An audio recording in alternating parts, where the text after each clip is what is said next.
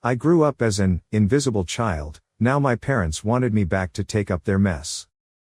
My father even threatened to cut off my college payments.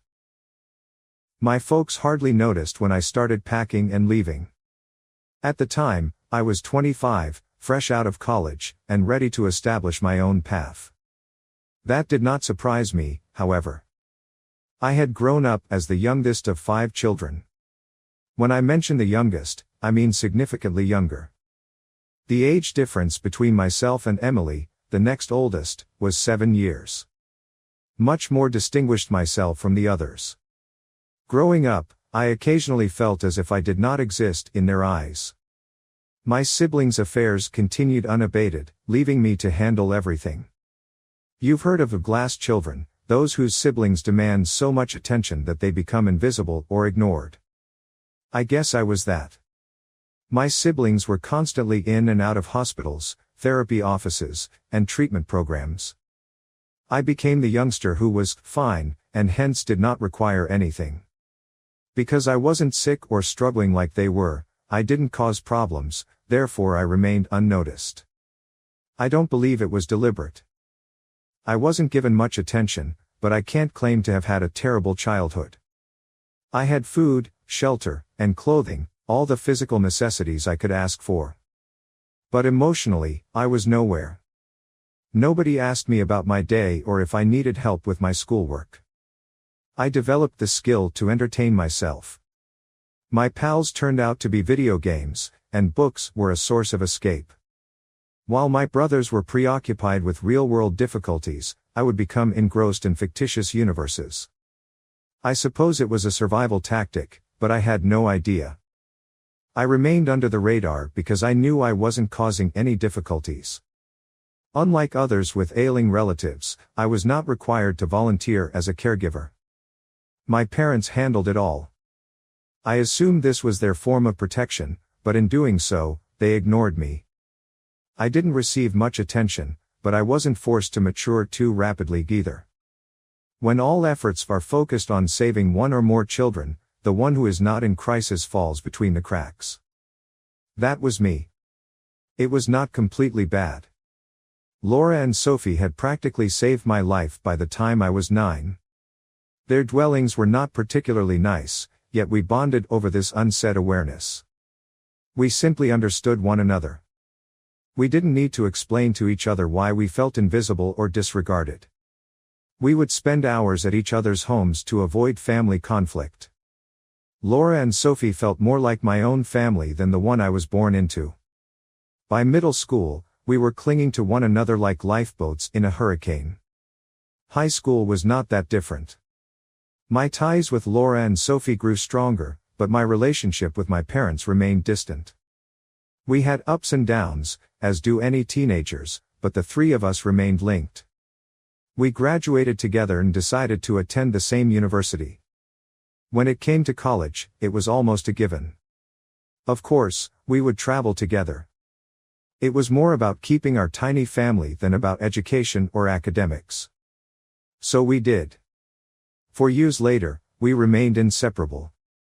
We decided to relocate to a different state after graduation to get away from the pandemonium we had grown accustomed to. We set up our life in a little flat. Being out on our own and finally able to focus on ourselves rather than juggling familial baggage that had dragged us down for years felt exhilarating. My parents did not hear much from me after that. To be honest, we hadn't talked much when I lived at home, so I wasn't expecting them to suddenly become interested in my life now.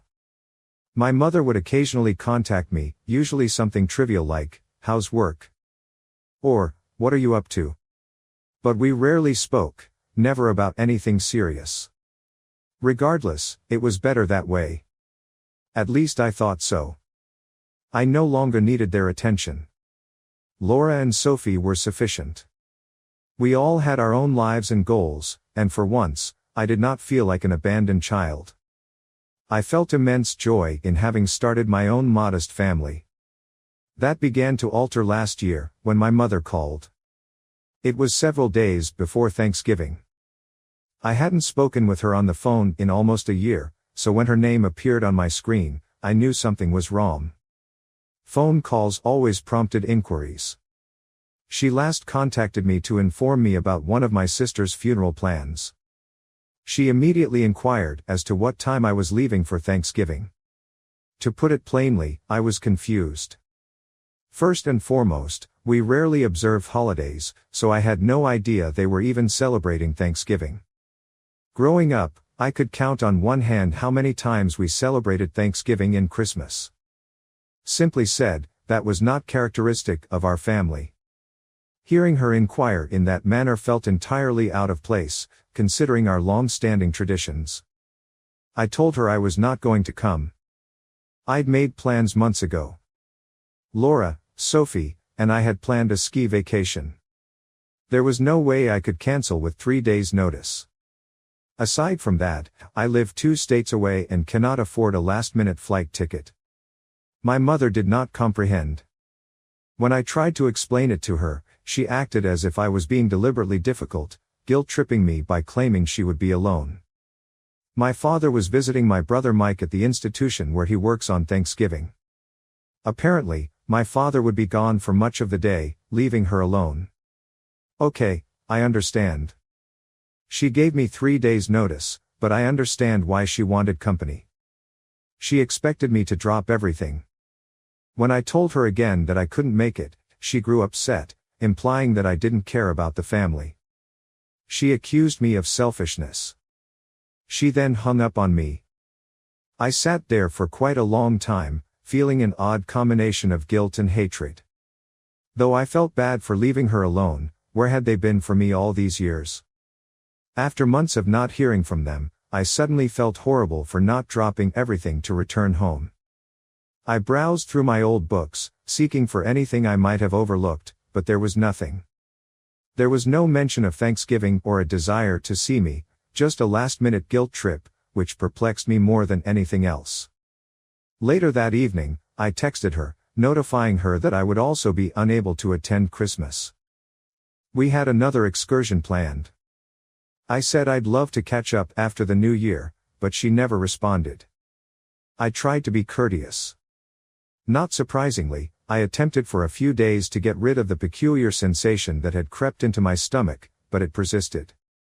Looking back, I believe the phone conversation was merely the beginning of something far more momentous, which I had not seen coming. But at the time, I had no idea how far this calamity would spread. After that bizarre Thanksgiving chat, I expected things to calm down. But about a week later, I got a text from my father. My father never texts me. Let me tell you right now, he's more of a talk when necessary type of guy. So when his name appeared on my phone, I assumed it must be something serious. When I opened the message, however, what I discovered was astounding. I actually laughed out loud. If you don't come home for Christmas, I'm cutting off your college payments. Just like that. What? 3 years ago, I graduated. There were no more tuition payments to shut off. Trying to keep it light, I assumed he had mistaken me for one of my siblings. It has been 3 years since any payments were made. Perhaps he should examine his financial accounts. I figured it was the final word on the subject. I assumed he'd recognize his error, laugh it off, and that would be that. But a few hours later, my phone buzzed again. This time around, the message was longer. My father was outraged. He went on to say how selfish I was, how I failed to appreciate all the sacrifices Mom and Dad had made for my brothers and me, and how I was abandoning the family. At this point, all I could do was gaze at my phone in astonishment. I'd never asked them for anything. Actually, I had no idea they were even considering paying for my college. Grandma had covered all of my bills, including tuition. Honestly, I was relieved. She had wanted my parents out of that element of my life, away from any influence. My father's attempt to throw a guilt trip on me felt absolutely out of nowhere. I inhaled slowly and responded with something like, "I'm sorry you feel that way, but Grandma paid for my college. After the holidays, I'd be glad to catch up, but I already have Christmas plans." I believe that would be the end of it. But, unsurprisingly, it did not. Instead, he doubled down. He began talking about how I was rejecting my family, how I didn't care about them, and how they had always been there to help me. What does it say about me if I can't even try to come home for the holidays? By this point, I was simply done. That was ridiculous. For years, I had lived alone, and they had barely noticed when I moved out. Was I suddenly leaving the family because I wasn't coming home for Christmas? The more I thought about it, the angrier I got. I wanted to brush it off, let it go. They hadn't checked up on me for months. They hadn't asked what I needed or how I was doing. But the second they wanted something, I was supposed to drop everything and rush home. Otherwise, did I not matter? It felt like I was just a backup plan for them, someone they could turn to when it was convenient for them. Frustrated, I contacted Laura and Sophie to vent. They received it right away, as always. Laura commented that it sounded like my parents were just attempting to use me to enhance their own mood. They don't really care whether you're there, she said, always forthright. Sophie expressed precisely what I was thinking. Screw them. They just want to feel like they've fulfilled their role as parents by getting you home for the holidays. You owe them nothing. And that was all. I needed to hear the truth like that. I owe them nothing at all. That evening, I decided to sleep on it before replying to my father once more. I didn't want to say anything that I would regret. But while I laid there, attempting to let go, my phone buzzed again. Another message from my father. This one was quick and cold. If you don't come home, don't bother coming back at all. I stared at the screen, frozen. At the same time, I couldn't quite believe it. It felt like a punch to the stomach. How did we come to this? From barely conversing with my own father to being essentially disowned over Christmas. I wanted to yell at him for all the times they ignored me and made me feel as if I didn't exist in that home. Instead, I simply forgot to respond. After putting down my phone, I turned over and tried to sleep. I wasn't going to let this ruin my vacation plans. I was not going to get sucked into family drama just before Christmas. I awoke the next morning to several more texts, this time from my mother. They were more of the same, disappointed with me, perplexed as to why I was acting so aloof. I laughed a little. Too far away. I had been far away my entire life, and they were only now noticing. I focused on getting ready for the ski trip and disregarded the texts. Laura, Sophie, and I had spent months arranging this, and we were not going to let my parents drag me down with guilt. The next day, we drove away, and for the first time in a long time, I felt free. I was not thinking about my parents at all. I didn't feel guilty about it, either. Spending time with folks who genuinely loved me made me joyful. But obviously, things couldn't stay tranquil indefinitely, right? In the middle of my vacation, I received another message from my mother, just when I thought I could finally let it all go. This time, it was not about Christmas.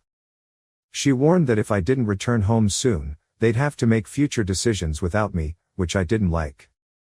It dawned on me. This was not about Christmas. Not really about the holidays, was it? They were planning something far greater. Maybe it had something to do with my brother Mike. Perhaps it was about the home or the family's finances. But one thing was certain, whatever it was, they wanted me engaged. Not because they missed me. They needed me for whatever reason. I was their insurance plan. The discovery was like a stomach strike. All along, I figured they were just trying to guilt-trip me into returning home for Christmas. I assumed it was about me, that they wanted to spend time with me because they cared. But no. They didn't care whether I was there. They simply needed me for something. And I wasn't going to let them drag me back into the turmoil. I stopped reading their texts. I spent the rest of the ski vacation with Laura and Sophie, trying to stay in the moment and forget about what was waiting for me back home.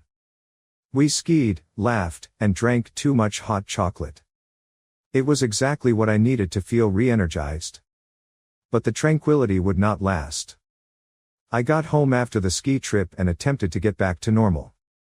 It felt good to be away from all of the family tension for a time, but I knew it would only be temporary. A few days later, I received a phone call from my older brother, Nick. We hadn't spoken in months, perhaps even longer. So when I saw his name on my phone, I knew we weren't going to have a casual talk. Nick was the one sibling I thought might understand me. He wasn't as sick as our other brothers, so I always assumed our relationship would have been better. But, like every other member of our family, he was preoccupied with his own life. I paused when I saw his name appear on my screen. A part of me wanted to disregard it. But curiosity won me over. Nick leaped in before I could say hello. Mom and Dad have been talking about making you the legal guardian for Michael when they're gone. For a moment, I sat there, stunned. It felt as if the wind had been knocked out of me. Was this some sort of joke? After all these years of hardly being present in my life, they were about to dump Michael's care on me? Michael had been in and out of care facilities his entire life. What the hell? What are you talking about? I finally inquired, attempting to maintain a calm voice. My heartbeat was racing. Nick sighed, as if offended that I hadn't quickly accepted the surprise. You know the situation with Mom and Dad. I could feel my blood boiling. They're not going to be around forever, and they need someone to look after things when they're gone. And they expected it to be me. My voice began to shake. After everything. After all the ignoring and guilt-tripping, they just think I'll abandon my life and take up their mess. Nick didn't seem to grasp why I was so offended. Look, you're the only one truly steady among the lot. The rest of us have personal problems. You really have your life together. I almost laughed. Together? What is going on in my life? Yes, I had a wonderful career, a home, and I wasn't constantly in and out of hospitals. But it didn't mean I was prepared to be someone's caregiver, especially after years of being treated as though I didn't exist. Maybe you guys should have considered this sooner, I remarked, my aggravation growing. They'd never harassed me about this before. Nick sounded defensive. Like you said, it's as if everything was already decided behind your back. Until recently, I didn't know either. I figured you should hear it from me before they tried to spring it on you. It has nothing to do with Christmas. It has now expanded beyond the bounds of a holiday. My parents had long-term goals for Michael, and they hadn't even tried to determine whether I was prepared to take on such responsibility. They just assumed I would. What then? I inquired. Am I supposed to move back home, drop my entire life, and give up everything I've worked for to take care of Michael? Nick gave no response. I didn't care. Even as he tried to explain how difficult things were for our parents and how they were juggling Michael's care, I had spent my entire life being ignored because I wasn't creating issues. And now I was supposed to take on this enormous responsibility just because I wasn't falling apart like the others. Fairness was absent. I cut him off mid-sentence and said, I'm not doing it. I won't be their backup. Not anymore. Nick remained silent for a moment. They didn't care about me for the last 25 years, and they don't deserve to make me answerable for anything now. He continued, I get it. I do. But still, you are a member of the family. The term, family, made me want to shout. Family? What family? What about the family who abandoned me as a child?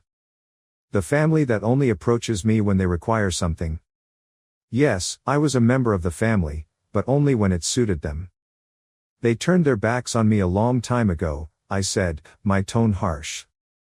I'm just finally walking away. The other end of the line was silent. Nick groaned and replied, I'll tell them. I hung up the phone and sat there staring at the wall, trying to process everything. Part of me wanted to shout, throw something, and finally release all of my pent-up animosity from the years. But instead, I felt exhausted. I am exhausted, to be honest. I'd finished being their backup plan. I was tired of being invisible when it was convenient and then expected to step up when things went bad. After a few days, I hadn't heard from Nick or my folks. They appeared to be waiting for me to come to my senses and become the perfect daughter they had suddenly decided I should be. I could change my mind, but I didn't intend to. One afternoon, I got a letter in the mail.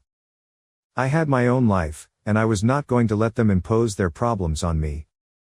It came from my mother. She had not phoned. She had simply sent a letter, possibly in accordance with our 1800s existence or something. It was long and chaotic, full of the same guilt-tripping bullshit I'd heard my entire life. She went on about how much they needed me, how terrible life was for them, and how they didn't know what to do if I wasn't there.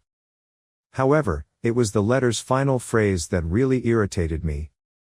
She wrote, "Emily, we are not asking for much."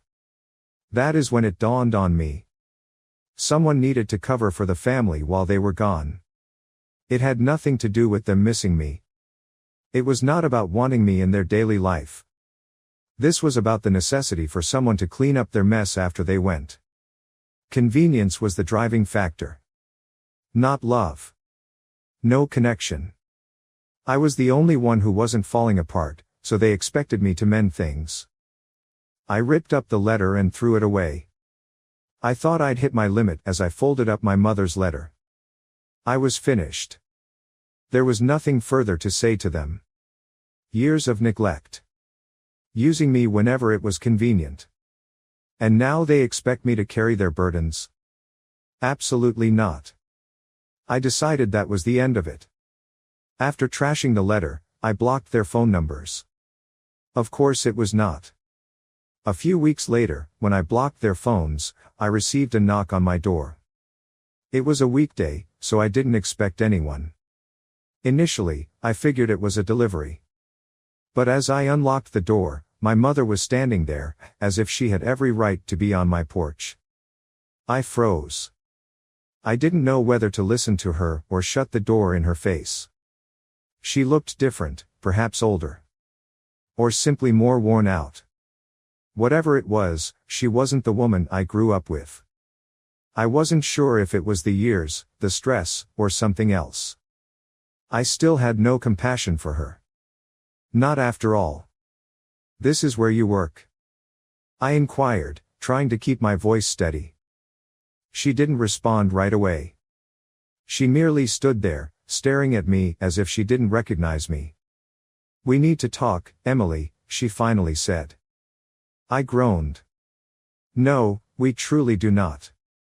I have said all I need to say."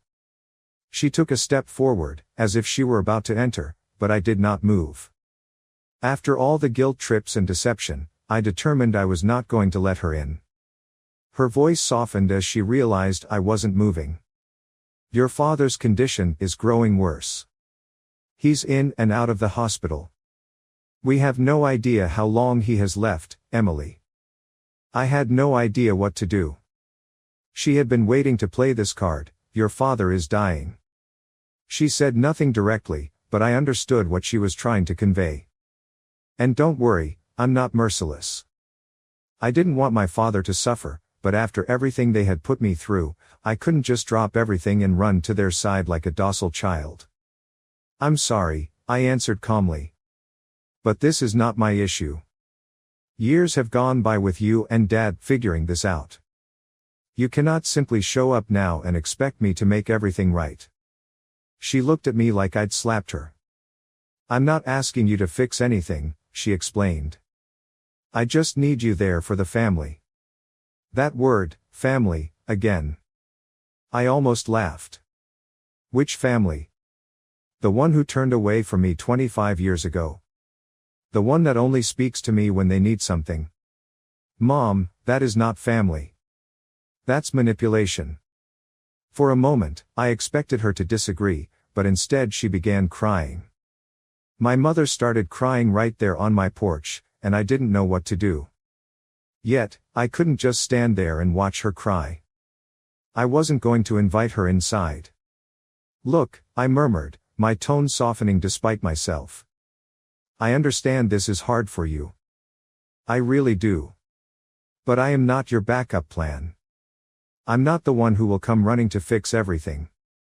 You made your choices. Now you have to deal with them. She wiped her eyes, glanced up at me, and wrath flashed across her face. Emily, we did the best we could.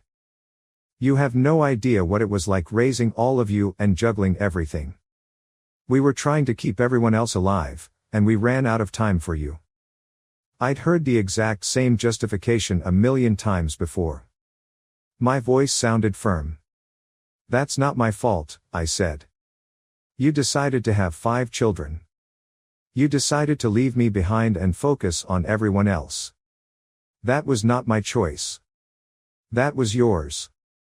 And now you're trying to shame me into fixing it.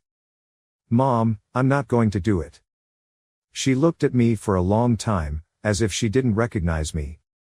Perhaps in her eyes, I was still the calm child who never made trouble and could be disregarded since I didn't need her. But the child was gone. I wasn't invisible anymore. And I refused to let them use me to clean up their trash. So that's it? She inquired, her voice icy. You're just going to ignore us? I shake my head. No. You turned away from me years ago, I replied. She said nothing. I'm just finally walking away. She simply turned and walked back to her car. Standing at the doorway, I felt a curious mix of feelings as I watched her leave. Though I felt mostly emancipated, I was also sad. Of course I was. It seemed as if I'd finally let go of something that had been weighing me down for years, something I should have let go of much sooner. I came back inside and sat down to contemplate everything. I wasn't angry after she departed. Not even harmed. I was just done. I am done with the guilt. I am finished with the manipulation. I'm done with feeling inadequate all the time. I had a life to live, and I wasn't about to let them drag me back into their insanity. The next few weeks passed in silence. No letters. No calls. No texts. They'd finally concluded I wasn't coming back. And, for the first time in my life, it felt as if a weight had been lifted from my shoulders. I concentrated on my career, relationships, and life, no longer glancing over my shoulder for the next guilt trip. I was no longer adhering to their expectations or living in the shadow of their demands. About a month later, Nick sent me an email. It was brief, only a few sentences, but it included everything I needed to know. Dad died last night. I thought you should know. I stared at the email for a long time, unsure how to react. I was not surprised. I knew this was coming. Still, I did not feel sorry. To be honest, I didn't really feel anything. I pondered answering. I considered calling Nick to see how he was doing, perhaps even giving my condolences. But then I realized that this was only part of the cycle. Another chance for them to draw me back in. And I wasn't buying it this time. I closed the email without responding and continued with my day. I had finally accepted the fact that I would no longer be in their universe. Thank you for watching. If you haven't subscribed yet, please do so and hit the notification bell to stay updated with more shocking real-life stories happening around you.